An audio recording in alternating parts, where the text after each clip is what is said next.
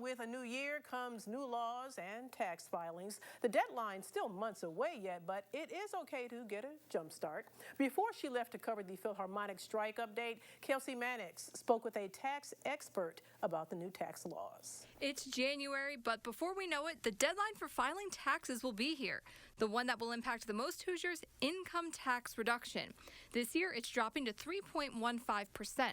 The ultimate goal is to lower it to 2.9% by 2029. And that is dependent on two different conditions. One is that the general fund revenue growth has to be at least 2%.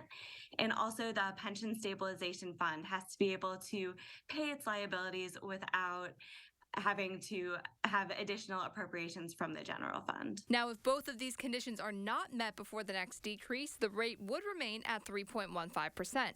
Catherine Lauhead with the Tax Foundation says that can always change. Say some of the conditions are met in some years, but not in future years. It could be reduced further, but it might take longer to get to 2.9%. She says this is a sign that lawmakers want more people to move to the Hoosier State. They want to make the tax code more competitive. They're looking for ways to attract taxpayers to Indiana and retain current residents, make the tax code less burdensome. And so that really is a signal that Indiana is looking to continue to be a tax-friendly state moving forward. If you're a homeowner, this next law is for you.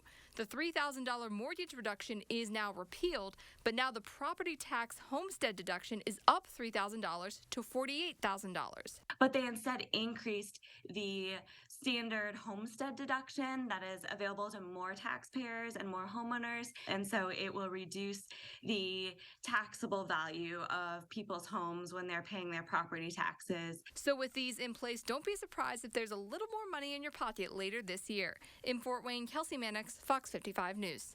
Also, another law allows you to claim more money at the state level from gambling losses. This is already done at the federal level. In Indiana, instead of adding back 50% of what you claimed federally, you'll only add back 37.5% this year.